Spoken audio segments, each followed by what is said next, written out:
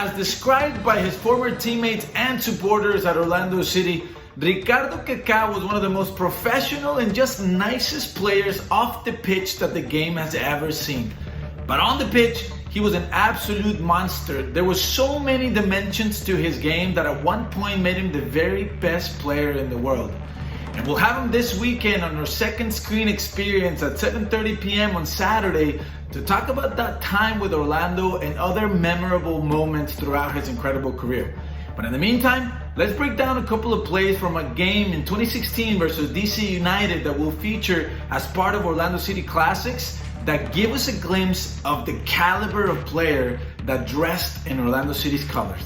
All right, let's start with his positioning. Of course, he was a natural number 10, but as he finds himself in an area that's congested and crowded, he pops deeper to get on the ball and start creating for Orlando.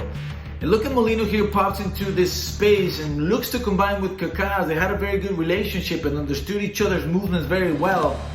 And he drags the center backs with him. But DC, to be fair, does a good job of blocking that channel. So Kaká uses his quality to retain the ball to continue to look for more options. And as Ramos had their fullback and winger pinned back due to his high positioning as a fullback, look at this absolute dime from Kaká behind their DC's back line. But check out the body shape and the disguise on this pass that took everyone but Ramos by surprise. Completely across his body with perfect weight and the timing that turns into Orlando City's first goal of the evening. On this goal, as DC looks to be comfortable in possession, they make a mistake in the back. And look at the quick reaction by Kaká here to exploit this space. And as he gets the ball, the defender does well to catch up. And DC here seems to be in a good spot. In fact, these two center backs here are comfortable with that 2v1 situation versus Kaká, and they decide to focus more on the potential receiver. But what Kaká sees is a lot of space in front of him and only one player between him and the goal.